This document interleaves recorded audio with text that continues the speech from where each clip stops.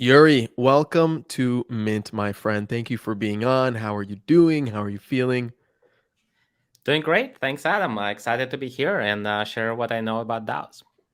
Dude, I'm excited to have you. You made a lot of noise online in the last few months. One from the raise, two from the product that you're building, three from the different Twitter posts that you've kind of like circulated online on your thoughts and your opinions on what's happening around DAOs. So, an exciting time to be in crypto. I always like to start with a quick intro. Okay. Who are you? What does the world need to know about you? Because you have a lot of credibility as a startup founder. So, I'd love for you to tell us more about your background and then how you got into crypto, and we can kind of go from there. Awesome. Yeah. So I grew up in a family of mathematician. I was also in math early on. Won 2 gold medals in the International Math Olympiad. Was like professional competing mathematician as a kid. I did Ph.D. in computer science. I was teaching grad courses about crypto before crypto was crypto.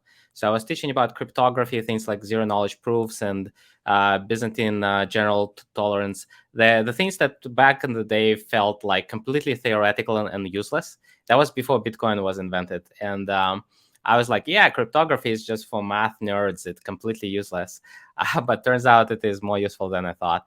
And yeah, then moved to the United States. Was a scientist at Caltech and Yahoo, and then started 4 startups before SuperDAO. All my startups are all my kind of life theme is about community. So every startup that I built was about community infrastructure in some way. So I've built co-working spaces, I've built big events up to 100,000 people together. I've built education projects. I've built most recently a direct competitor to Discord, so a chat for communities that was backed by YCombinator, and it is now open sourced both on GitHub and Figma. So you can kind of borrow our designs and our code. And most recently started SuperDAO this fall in October, and it's been more or less a rocket ship trajectory. It's nothing like I ever built a company before. What's so different between building like DAO infrastructure to the last four startups that you did? Market timing. Okay. Right now, like it's really the thing that needed. Like the market pulls the product from us. We don't need to push anything. Everything comes to us. Got it. Got it. Can you talk more about your time building the Discord competitor? I feel like a very common sentiment is a lot of people don't like Discord, and a lot of people are trying to build competitors to Discord as a way to build a new home Yeah. for Web3 communities. Walk me through what your learning processes were, why you decided to sunset the project and open source everything, and how like the different points of things that you've learned from building the chat application that you're applying now to this DAO infrastructure. Yeah, so Discord competitor was almost like an organic story. It didn't start it that way, and was in big part led by my co-founder, who was previously at Got it. Telegram, lead developer at Telegram. So he's building messengers his whole life, and his dream was always build the next great messenger. And so a lot of the ideas behind the previous company that was called Openland were coming from him. We tried a bunch of stuff. We tried chat communities for creators like YouTubers and TikTokers. We tried, paywalled communities where you need to pay to join. We tried business to business messaging, where like people from different companies would message each other and like build the partnership channels between companies, like guest channels on Slack, I guess, but just much better in like a single inbox. Where unlike Discord and then like it's more like Telegram in a way where like everything comes to you a single inbox. You can create a subfolders if you like, but by default it all comes to a single inbox rather than switching between 100 workspaces, Mm-hmm. which like no one has time for. Oh, interesting. uh yeah, but we couldn't get the traction. It was before the NFT boom primarily, and uh, uh before the crypto renaissance, let's say. And so the timing was not great, and like we couldn't like we built a great product. People praised the quality. Was all platforms like super performant, fast, and really clean design, but not enough momentum. And back then, so our peer company was probably something like Circle.co, Mm-hmm. which is another community platform, less chat oriented and more like workspace and content sharing. But Circle is doing all right, and I follow their journey. But another thing was like my co-founder was much more drawn to B2C approach, while maybe the successful bid in community messaging was B2B. And I couldn't convince them to move more B2B, more sales and more marketing. Or I didn't do a good enough job to Sure. convince him. Yeah. Sure. Okay, so now you're building DAO infra. Okay. I feel like a lot of Discord today or a lot of chat applications that are obviously necessary for DAOs and online organizations to live and thrive. So I feel like there's a lot of learnings that you took from building like Oh yeah. B2C communication to now building a DAO infrastructure to host online communities, but in a different form, right? Yeah, some people describe DAOs as communities with shared bank account or Right. community with financial layer on top. It's like social layer plus community layer. It's very powerful. Yeah. So when you kind of like transitioned out of the chat application, how did you find yourself jumping into DAOs? Like why DAOs? Yeah, so the last 3 months on open land were basically a sale process. We were looking whether we can sell open land for Yeah. any like meaningful way. And so one thing we've learned is like our best acquisition offers are all coming from crypto. Okay. Number two is like we struggled to convince those crypto company to buy us even for like 1% of their capitalization. Mhm. And I felt like I can do no worse than them. I felt like I can build a comparable business, not a 1% of their Okay. business. So I was like secretly started exploring if I go to crypto myself as opposed to selling ourselves to less than 1% of the acquiring company, how that can look like and what I can do in crypto. And there was an NFT boom at the time, and I saw that most successful NFT collections becoming DAOs, and DAO infrastructure is missing. So I went through this process when I was list like 5 to 10 ideas, and I will go talk to smart friends and say, "Hey, I'm thinking about those 5 ideas. Like, if you would be me, which one would you pick?" And they're like, "Yeah, idea number 3 sounds good. Idea number 5 is like no way," and like whatever. And so I would rotate those ideas, like put another 5 ideas, another Uh-huh. 5 ideas. And then some of us are like, "Hey, I'm gonna build something like Shopify for DAOs, like all-in-one tool that is make it super ridiculously easy to start and operate a DAO." And as soon as I introduced that idea, it was always number one, and like no other idea was even coming close. Like Right. everyone will say, "Do that," and not only that, but some of my friends are like, "Not only this is our favorite idea, we would be your customers." And I'm Mm. like, "All right, there seems something there." And then the other thing I realized is that soon there will be, a few hundred of people with, startup teams with this exactly same idea. It's not a very original idea. It's a very timely idea, but not very original. And so it's all about execution. And I felt like, yeah, execution is something that people know me for other startups who would not maybe business wise the most successful, but execution wise they were good. And this is a time when the idea is obvious, and the one who will win is the one who executes the best. I So like that type of market. yeah. So how do you think about the different types of DAOs? There's service DAOs, investment DAOs, creator Yep. DAOs, this DAO, that DAO. All these different DAOs each have their own needs and wants, but are there Yep. underlying themes behind all of them? Yeah. So I would say there is a playbook on how you go to market, and that is Okay. generally like repeatable across many verticals. So this is probably one of the most important bits in this podcast. So essentially, if you have a DAO idea and you're just starting, and you have the audience, and maybe you have the presence, and maybe have the following and expertise and recognition in your professional or creative and artistic field. So this is generally the steps that you do. The first, you do free airdrop for founding DAO members. So you have kind of allies, the people who like most Right. engaged, who will put work in, who would put effort, who would spread the word, who might be even you look up to whom. It's like people who are even more famous than you, and or at least at the same peer level. And you give them free NFT of your future DAO. You say, "Hey, I want to recognize you," and you call it not just the NFT, but some extra level of NFT, like VIP NFT or like Mhm. legendary, epic, limited, black diamond. You name it. You can be very creative about this. It's like super extra double triple mint Right. something. Yeah, and so you give it to them, they feel very special, and say, "At some point I will ask you for one tweet," and then you've done that. And then the second thing you do NFT sale. So at this point, you extend the same NFT collection from like the founding epic tier to a regular tier, or like couple regular tiers of Right. different price points.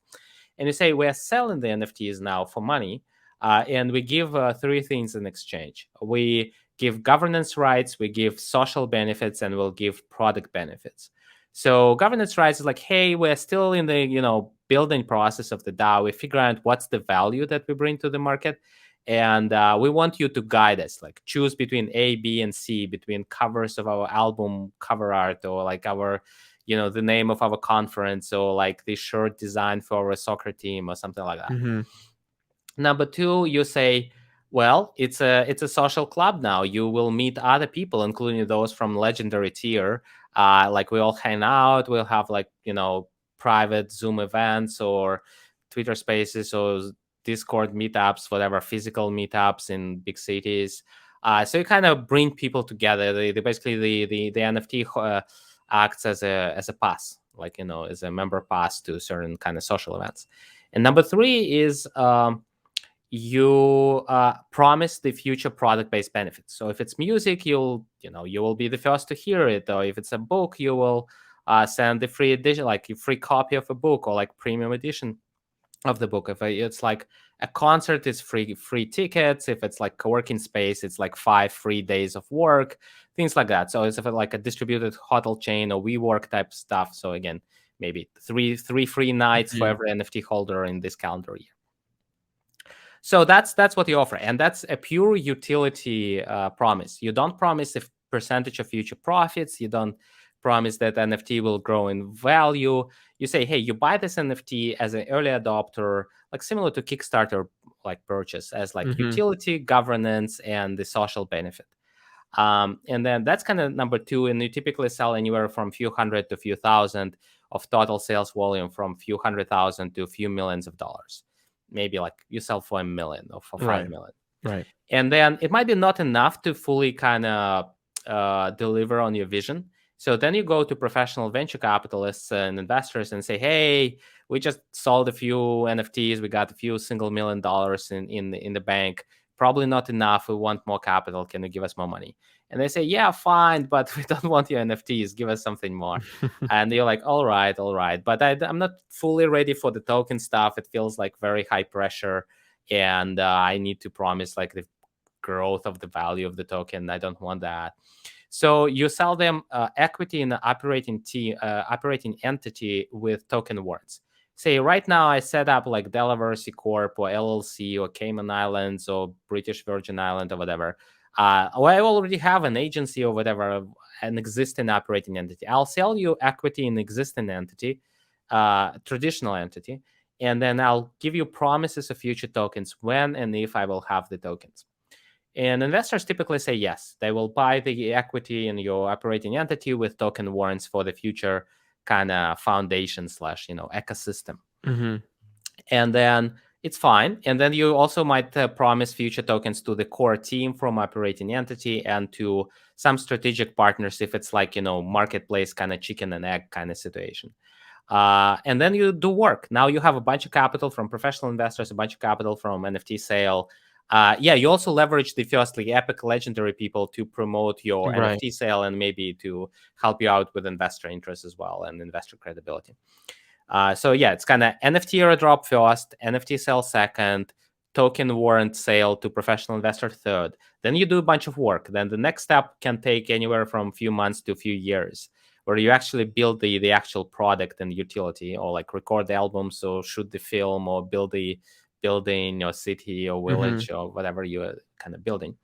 And then once you build it, you can reintroduce the token now available for trade, available for everyone to buy and sell as a utility token, because you can make it as a form of payment for your actual service. Now that you have the book is only sold for the token, or the music only available for the token or something. And then the token become tradable either on Uniswap, decentralized exchanges like Uniswap, or centralized exchanges like Coinbase or FTX, Binance. You can also, instead of going with like tradable token and going to exchanges, you can merge. So you can say, yeah, we have the token, we're about to introduce you, but there are 3 other token-based projects.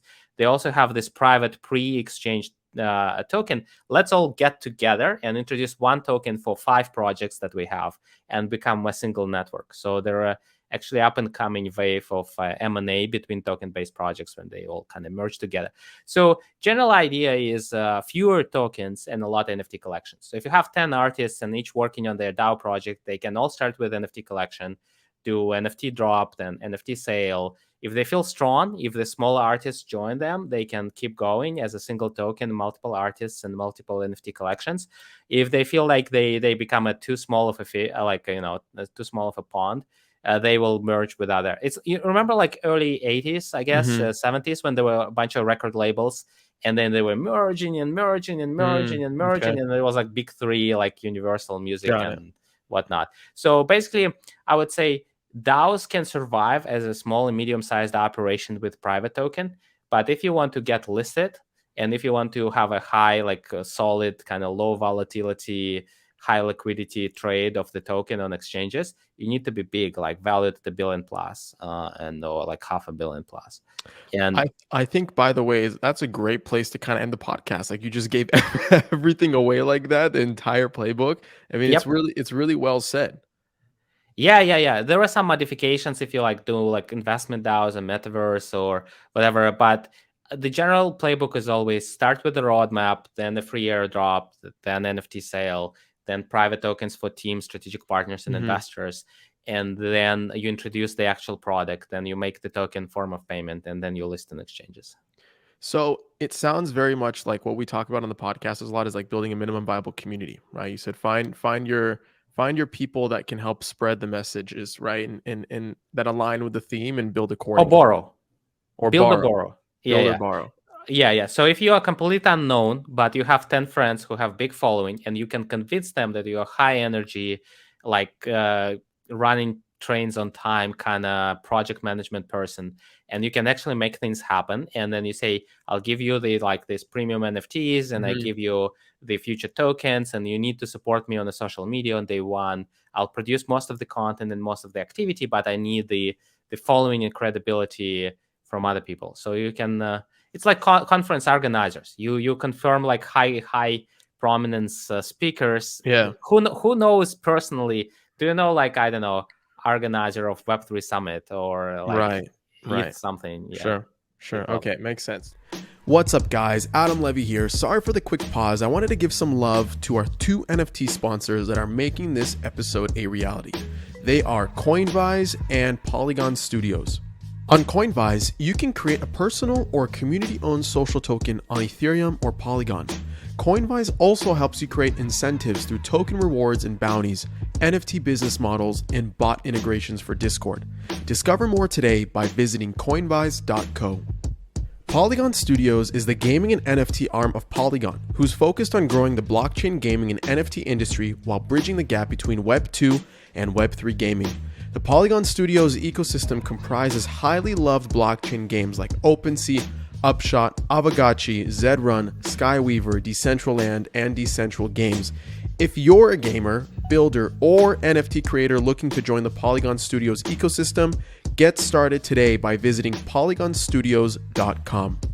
All right, back to the episode. You know what's cool about your background, Yury, is like you have a very traditional startup background of producing products for Web 2, and now you're building something in Web 3. And I'm curious, as a builder in Web 2 who transitioned to Web 3, what are some of the biggest differences or similarities that you've kind of come across with building, let's say, for example, DAO infrastructure, or building for decentralized organizations versus building more centralized products, for example? Yeah, I would say there are cultural differences before there are technological. So the first one is a culture of speed. So the Web3 is insanely fast market. I remember like when I was starting, scheduling sales calls, and people were scheduling primarily next day or the day after. When someone scheduled with you next week, it's almost like an insult in Web3. It's like, you are not important, they are not important. Like, this is not really a serious conversation here. So people expect people response next day in like Telegram or Twitter DMs. Like if you reply by a week later, you have to apologize. In the Web 2, if you reply by email in 7 days after, it's a norm. It's like, thank you for replying. But in Web 3, it's like, what are you doing here? Like, were you sick or like something bad happened with you? So people are exceptionally fast. Another one is the spirit of collaboration over competition. So no one feels competitive to each other. It just feels silly. And so you can build like nearly the same thing, and you still feel like there is so much more you can do together rather than competing. So it's general speed. And because it's like things on blockchain, they're more transparent, more open. There is like less culture of holding secrets. So and you still feel in the minority. Like majority of people still don't have wallets. Majority of people still not in crypto. So we still feel like the early pioneers. We are still a call on the kind of same side. So this camaraderie of Web3, I guess. So those are great things. Valuations are better, yeah. So you can like easier to raise as a Web3 company. So you take the same idea and you say you're Web3 or you're DAO, and you get like try to say that you're a direct competitor to YouTube and you're a Web2 company. Right. You probably wouldn't raise $1. And if you say, well, we're a distributed Web3 native version of YouTube, and now you have a line of investors.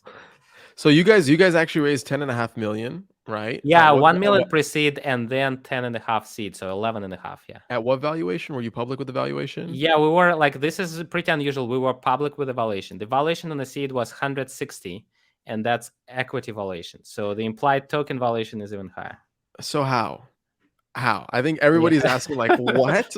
Yeah. Everybody in Web 2 that's looking at this is like, what the fuck is going on? This is madness. But Yeah. everyone in Web 3 is like, oh, just another valuation, another raise. Yeah. Like, no big deal. How do you Yeah. justify that? How do you make sense of that? Yeah. Well, a few things. Okay. One is the late game looks very healthy.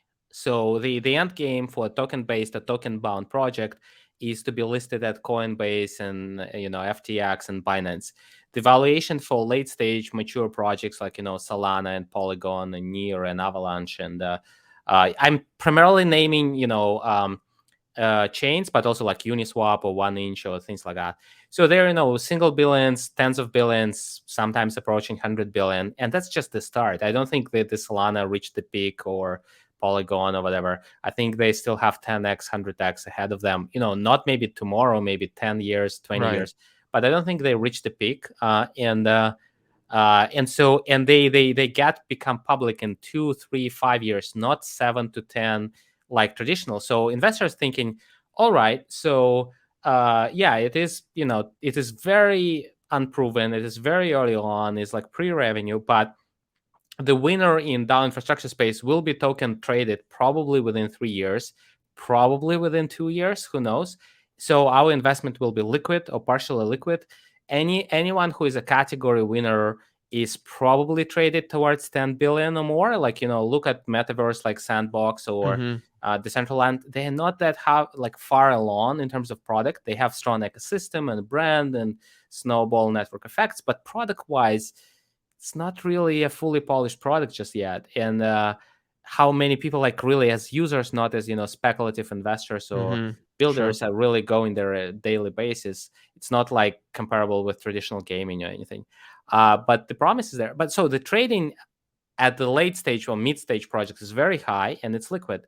And so investors like, do we believe that this project within 2 years will be like exchange listed and be a category leader in their respective category? And if you can make a case that you will be the category leader, you will be exchange listed, and you will be traded at the levels that other category leaders on. Right. So my comparables are like Decentraland and Sandbox, which are traded like close to 10 billion or sometimes above, sometimes below, and fully diluted coin market cap. And yeah, I'm thinking like the number one DAO infrastructure project will be token listed and will be traded at similar numbers or higher. I think the DAO infrastructure is as important, if not more important, than one of many metaverses, and it has stronger network effects. So yeah, makes sense. Yeah. I hear you. I want to talk more about like use cases. Okay. We've seen a lot of I guess like social clubs, social DAOs form. We've seen a lot of investment DAOs form for the most part. And we're seeing more and more creator DAOs form. This is something I've been talking about for like the last year publicly, but we're really starting to see it come into to shift in the last like 3-4 months. And I know one of the things that you guys offer on your platform, part of the infrastructure play, is catering towards creators. Yep. So, how do you think about the creator DAO space? What's the current state of creator DAOs, for example? And play to me some use cases like that you've seen work and not work. Yep. Yeah. So creators, I think the end game here is platform DAOs. So the two-tier system DAOs. This is what I'm gonna talk about. Is not to say unproven, but this is in development. So Okay. it's a developing story where like the trend and recommendations might change within the next few months. But this is Okay. what I see today. You like the platform level is more like a distributed record label or distributed metaverse, like a metaverse, or distributed like an I don't know, the platform for virtual characters or something. So it's not a single artist, it's not a single character, it's not a single like virtual city, it's not a single game, it's not a single event, it's not a single book. It's more like a publishing house. It's like Okay. a distributed, Penguin Random Right. House or something, or distributed YouTube, or distributed like Activision Blizzard, or distributed Spotify or something like that. So there is a platform level play. When you say we are a set of technologies and distribution kind of ecosystem for artists or writers or filmmakers and so on, and then there is an artist level, and the artist level or creator level is a single individual or a single small group that will produce certain content on brand, like under their full creative control and whatnot. And so for individual creators, the DAO setup that's recommended is a purely NFT based. So no token or token later. So don't try to emulate like Rally or BitCloud. I don't think that's the direction where things are going. Okay. And instead, like introduce NFT collection, give special premium grade NFTs for supporters for free, who will support you on the distribution side and on the creative side, and then sell NFTs to super fans for governance, like helping you design like the name of your album, or Right. the Very items in the surface background. level. Yeah, Yeah. yeah, kind of like cosmetics level, or like decoration level, let's say, Okay. like what to wear, like Right. type of things. It's like if you like, it's like a sports team is like selecting short designs and things like that. Yeah, so it's kind of lightweight governance, and then product-based utility, and then social kind of membership of being the early or super world-class kind of supporter of that. And the NFTs can be tradable, but and they can grow in value if the artists become more popular, but they are not designed to be like the equity in the artist work. So I don't recommend sell the NFTs for artists that will take a percentage of artist revenue. What they can do, though, is that the artist can direct the percentage of their revenue to the DAO treasury, but not to be distributed to the DAO members, but for DAO members to vote on how to spend the money.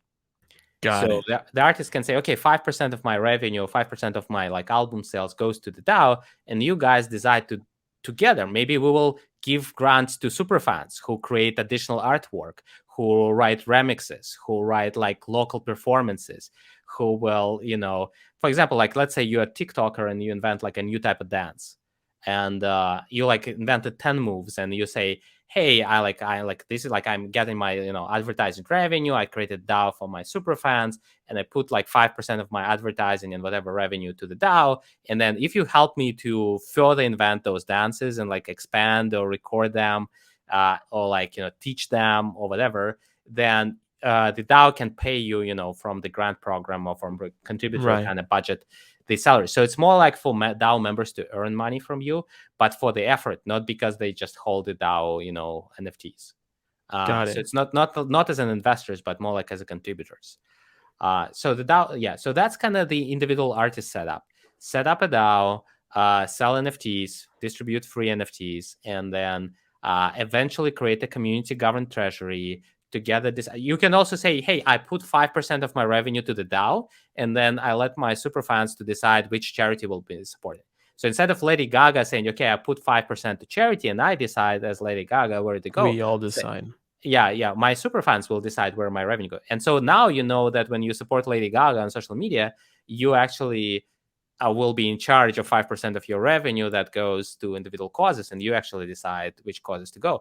The real world example for that would be Green Brothers, Jonathan Green on YouTube. So they have this thing called Project for Awesome, which is an annual fundraising campaign on YouTube, and they do half and half. So I think the half of raised money, the Green Brothers decide where to go, and the other half, it's the community that decide where the money raised, which charities they go. Got it. What does it cost to set something like this up for a creator?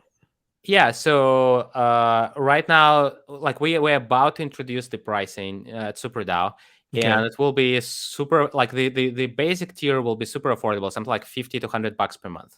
Okay. And Now, it's does on. this include all the legal fees and all the legal setup and everything that comes into play with No, the the basic legality? plan doesn't. The basic plan doesn't require you to have a legal setup. So this is how typically um, the, there is like three levels of complexity. The basic setup is just a DAO. Okay. Especially if you don't have a community treasury, you just sell and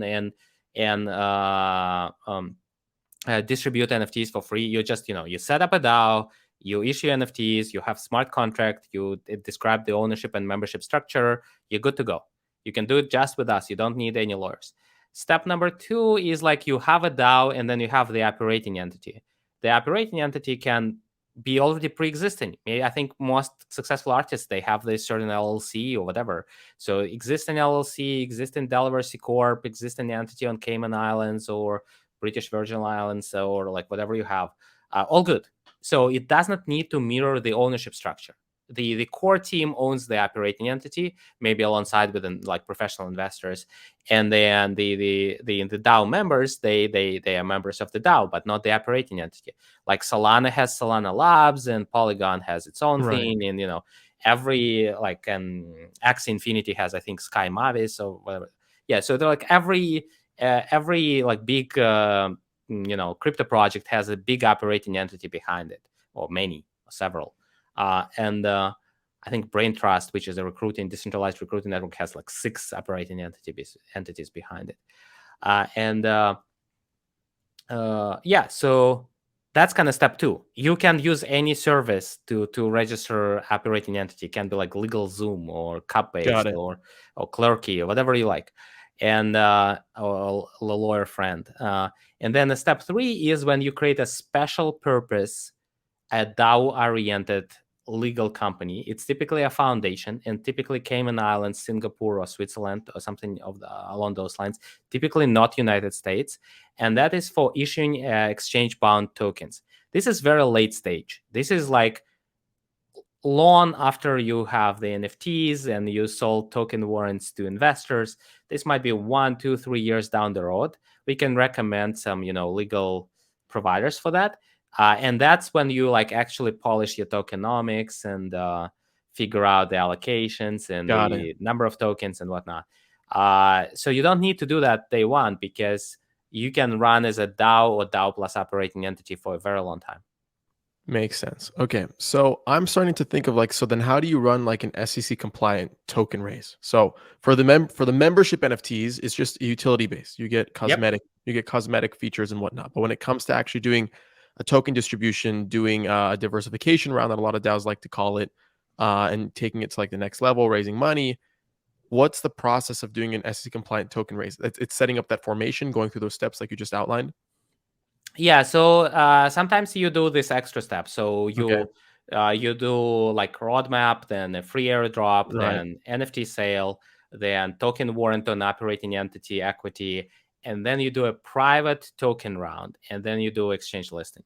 When you do private token round, then you can sell it a little bit more broad. By that time, you're very close to exchange listing, so you have already built the utility case, and you say, hey, we're just about to introduce the token as a form of payment for future services. It's more like selling gift cards for your future, future token that has now utility value.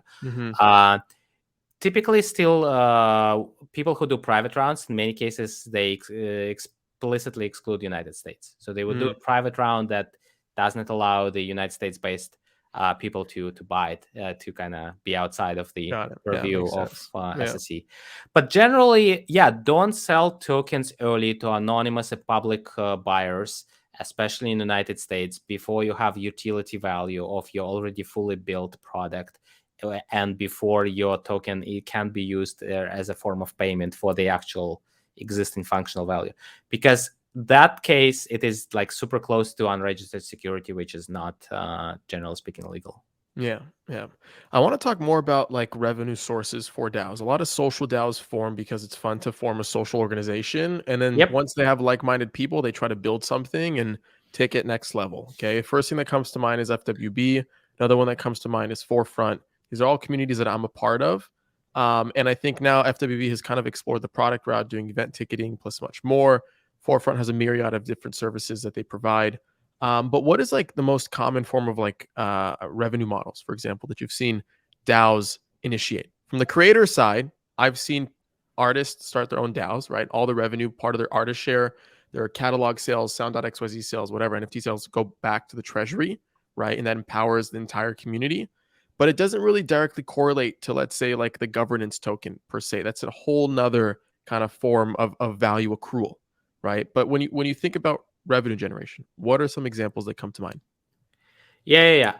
So, by the way, I like what you just described. So, when basically the artist, so I think we need to change the mental model. And Okay. so, I think I'm gonna introduce something modestly controversial, and I Okay. hope that it's like really like Let's do it. switch.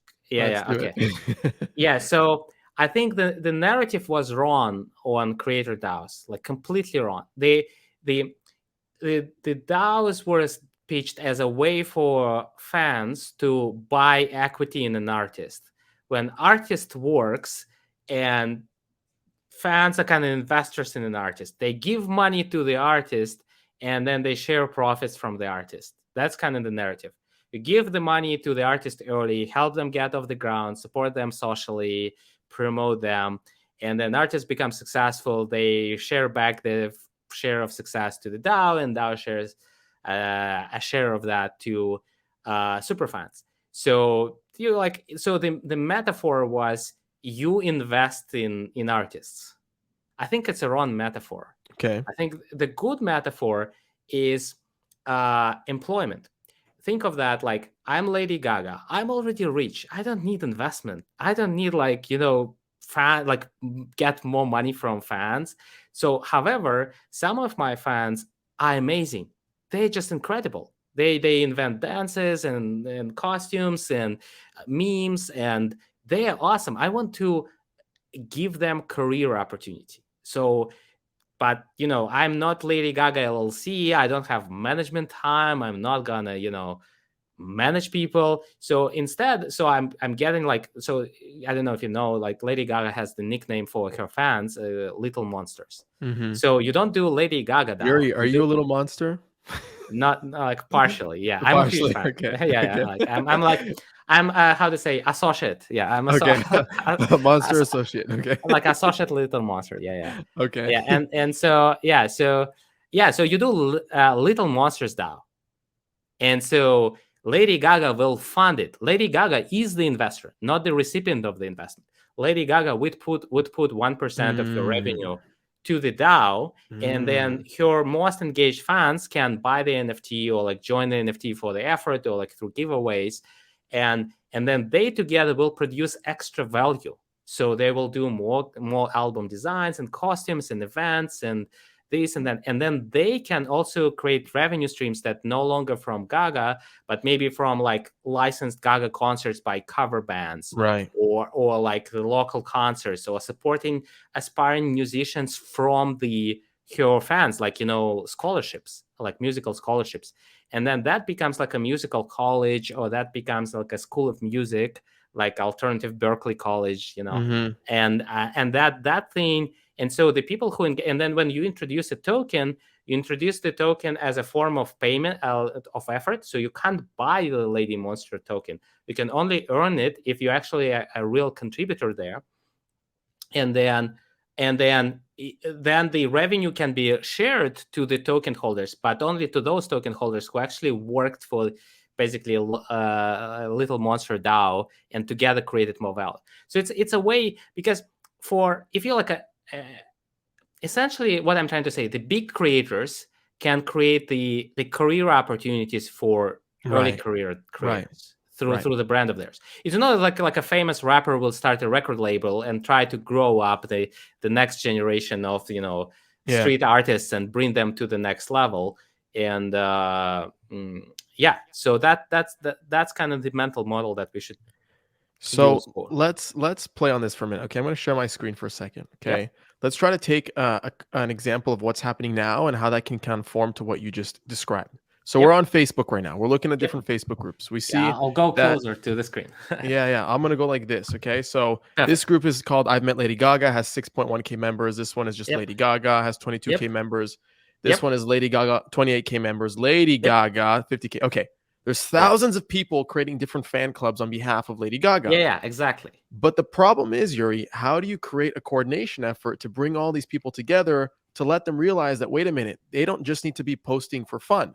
There's Yeah. Yeah. also monetization involved, right? Lady Gaga can kind of get involved because personally, I don't know how involved Lady Gaga is today with all these groups. These are just like independent fan clubs around her brand and what she's created, right? Yeah. But Yeah. what you're suggesting is that these people who feel and love and actively post in these existing communities can use DAO primitives as a way to kind of take it to the next level.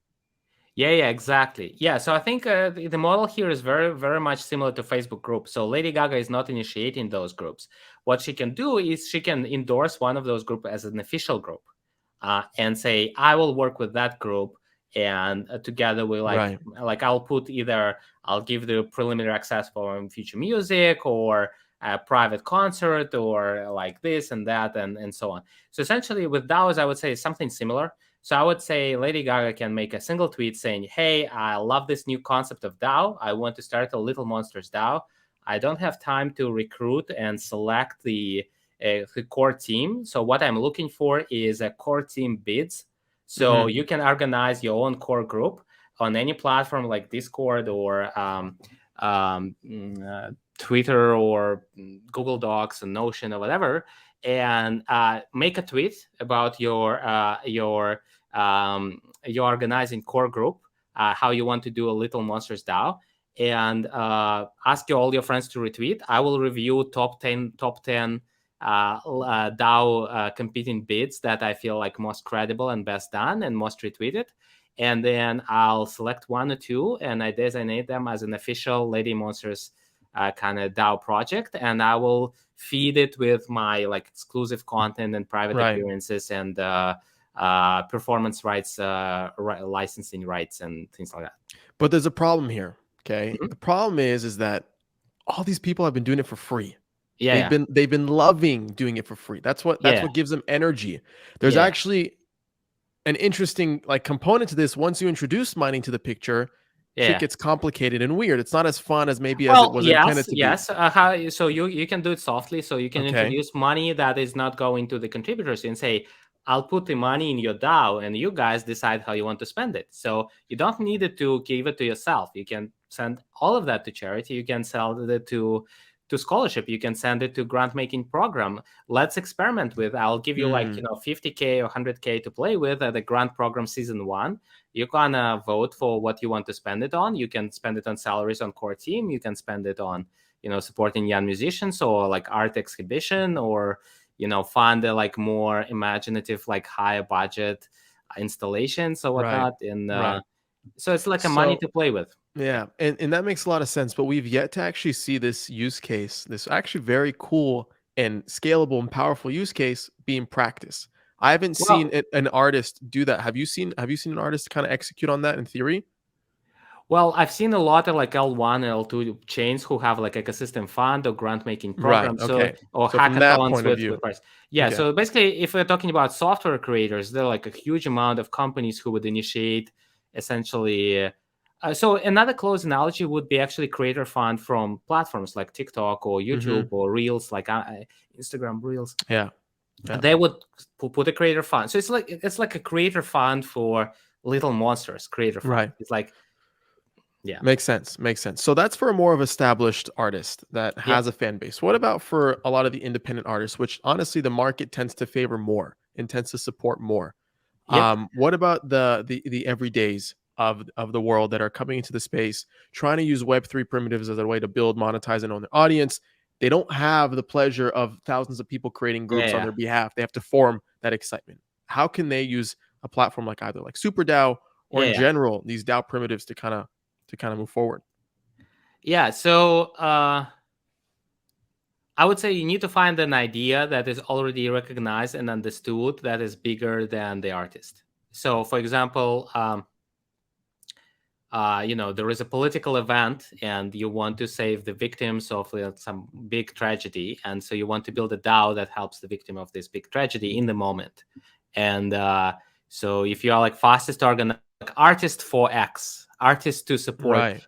like, for example, some time ago, there was, border crisis in the United States, and there were like kids in prisons, like Right. separated from parents. And you want like artists for kids or artists for immigrants or Uh-huh. something.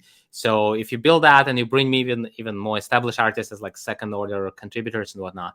So yeah, so basically you find an idea that has a zeitgeist, so that have a temporarily high demand or high need or high attention, and you try to rally up a lot of artists around certain thing. It might be something like maybe there is a big premiere of like Marvel film and you want to do something around that, or like Harry Potter or something like a fanfic type of stuff.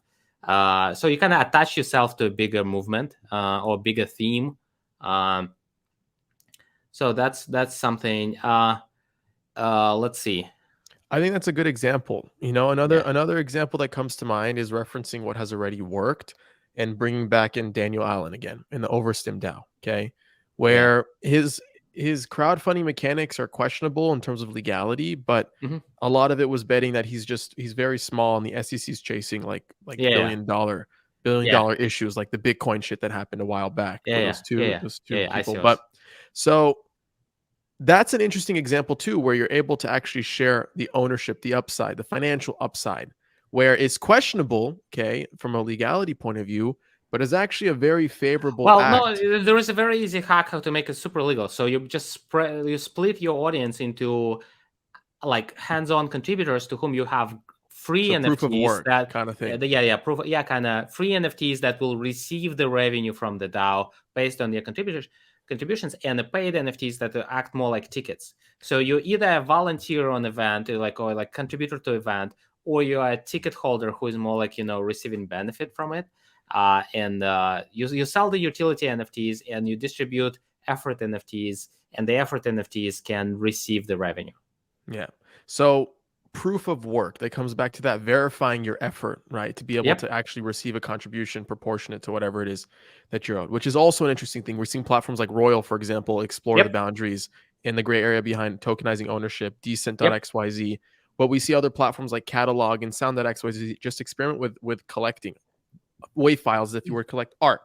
And I'm very much in the boat of I see the opportunity for both, but I think once you get more mainstream and you bring in bigger artists into the picture, and the bet is that they're going to be building up their own DAOs and bringing their fans and having them kind of share the upside of whatever it is that they're doing, it kind of makes things more complicated in that matter. And while there's issues with like a coordination effort, I see like the opportunity behind doing it, but I'm skeptical a little bit as to what that looks like on a scalable level. And I don't know if it's going to be this generation of artists or the next generation of artists that are more technologically native that spend a lot of time on the computer more than the millennial generation or whatever. But I don't know. These are just some of my thoughts. What do you think? Yeah, so there are two use cases that I'm very bullish and one that I'm Okay. bearish. Okay. So the things that I'm bullish is the utility buyers. Right. So when you buy NFTs or memorabilia or governance rights or future product rights or from artists, it can be future books and music and film and premiere access and behind the scenes and decision power over small details of the creative work the artists are doing, like cover art and Yeah. naming and things like that. So I'm bullish on that. So it's like pre-buying the signed edition of a book. You get a special token of special connection with an artist, and the artist you believe like have a signed first edition of Beatles' first musical Right. album. Is like cool stuff. And so I totally see that. And the second one that I believe is that super fans become loosely employed by the favorite artists. It's like the top 100 believers, I don't know, are the making money from believers DAO, whatever. So yeah, I'm aging myself by giving references. Are you a believer, Yuri? Yeah, I'm before. I don't know. Like I grew up. I'm MTV generation. So Yeah, I feel you. I feel you. uh, yeah. So So what are other like big picture things that people need to like keep an eye on in 2022 for DAOs? Like what are some trends that we should keep an eye on? Maybe like regulatory things that may or may not yeah. happen. Fill me in on Yeah. that. So the first thing, and let me self promote here myself a little bit, is Sure. free NFT airdrops. Like if you like doing small projects, large projects, medium sized project, free NFT airdrop is a good starting point. It can be a single artwork. You don't need to generate 10,000 like differently shaped board apes. You can have a single artwork and you distribute it to 100 people. You can update the artwork later, individual personalize it later. It can be like a image of a key if it's like a pass to a secret kind of society of your theme. And SuperDAO, my platform, allows to do that. So you can do free airdrops currently for free with us. So basically, name your DAO, send us one image, and send us 100 or 1,000 wallet addresses where you want to airdrop that. You can collect them privately in Facebooks and Twitter DMs and Discords and whatnot. This what catalyzed the community and brings that to Web3. And so if you're listening to that podcast or viewing us and you kind of excited about the future of Web3, you're a creator and you have not yet used any of the products that discussed in that podcast, you can DM me or direct message SuperDAO on Twitter, or fill the form on superdao.co. We'll get in touch, and then you just set up just the name of your DAO project, and then you do the airdrop with 100 close friends. And that now the 100 people are thinking, okay, we now want to sell NFTs. Now we want governance. Now we want treasury. Now we want grant making program. So now you're no longer alone, and you have other people who are as excited as you are about making this thing work. So free airdrops is Okay. is basically a tool that every creator should master, because it was hard. Before SuperDAO, you need to like hire a smart contract developer and figure out like a highly customizable artworks and to think about everything in advance. So the smart contracts that we provide are upgradable, modular, and extendable. That means you can start with a simple kind of smart contract, and then you can customize the artwork later, even for the NFTs that you already distributed. And then they add governance and add treasury and add this and that and tokens and raise more money privately and publicly in a variety of ways. But the free airdrop is always the starting point. And if you want to not just to listen to podcasts, but play with the actual tool, you should start working. Like this is the easiest tool to master. Got it. Free airdrops. That's going to be the number one trend. I think another trend is, I think 2020 and 2020, 2021, we see a lot of people experimenting with ERC20s as a form of access, but we're going to see membership passes as a form of Oh access. yeah. NFT first DAOs. Yeah. So Yeah. this is Yeah. another difference, and this is, by the way, why SuperDAO was so successful fundraising wise. Is the competitors that were in DAO infrastructure before us, they were all token first Right. for DAOs. They were assuming DAO is something that is built around tokens, while all the new DAOs, second generation DAOs, which I call flexible DAOs, because they don't start decentralized or autonomous, they all run by humans and by operating teams Hmm. initially. They always NFT first, token later. Yeah, makes sense. I'm also curious to see like one, how SuperDAO kind of evolves and the different solutions and services you guys provide to all different types of DAOs. I think we've only scratched the surface of what Oh yeah. a type of DAO kind of looks like. We see a lot of like reoccurring ones like services, media DAOs, investment, creator, etc. But it's just the beginning. I'm also super excited to see, like I said earlier, the membership side of things and how that kind of prevails from offering free mints to paid mints, what tiers of access look like, and how a governance token gets introduced down the line and what that kind of plays. And if You governance don't even tokens will, need it. Yeah, I was you about don't. to say, will they Yeah. die out? Like, will they die out eventually? Or will the NFT kind of poise the most of the value? Are you agreeing to that, or are you referencing something else? Yeah. I would say I agree that early stage DAOs will be NFT first, and the Yeah, early stage DAOs will have NFT based governance. The late stage DAOs that are billion plus in value, they will have token based governance. yeah, yeah. Yuri, before I let you go, anything else we should cover that we should keep an eye on for SuperDAO or in general that you're focused on specifically? Yeah, on SuperDAO, yeah, we're gonna introduce our smart contract framework more Okay. publicly. We're gonna We're gonna produce more educational content. We actually host weekly private workshops for DAO Okay. creators. Cool. So if you just apply on superdao.co, you'll get an invite right away. So basically, if you need more educational help and advice and personalized kind of case, so I basically host the AMAs. You host it yourself? Yeah, Cool. just myself. Solid. Every week, a couple times a week on Zooms, we have typically 50 to 100 projects each night, and it's pretty cool. Amazing. In terms of like the general, I would say NFT first DAOs. That's a huge trend for this year, I'd say. And another one is I think there would be even more excitement from investor side. So there will be more investment in DAOs. And basically, if you're a startup and you are not a DAO, don't have a DAO strategy of how DAO factors in what you're building, you're probably missing out. So again, apply on superdao.co, go to our workshop, and we'll figure out something together. Amazing, Yury. And where can we find you online personally? Yeah, I'm pretty active on Twitter. Yury Liftshits in Okay. one word, and SuperDAO_CO is our corporate handle. I kind of ghost manage that as well alongside with my team. So Cool. DMs are open, pretty active. Yeah. Amazing, Yury. I'm also Thank you so active on much. Telegram, just my last name, Liftshits. Okay. Yeah. And I can subscribe to that. You are very active on Telegram. Yury, thank you so much. We hope to do this again soon. Yeah. Good luck, everyone. Let's build more DAOs. What's up, guys? If you've gotten this far, then I owe you a listener badge NFT. Go to adamlevy.io/POAP, that's POAP, and click the respective season. Fill out your info and I'll distribute the free to mint NFT at the end of the season. Also, please make sure to rate and subscribe to the podcast. You won't believe it, but it helps me out a ton. And finally, hit me up on Twitter @LevyChain. I want to hear what you're building, the latest crowdfund you're trying to complete, or if you just simply want to chat. If you couldn't tell already, I love talking about where crypto meets the creator economy, and it's no different if it's coming from you directly. Thank you so much for your support. It means the world, and we'll catch you on the next episode.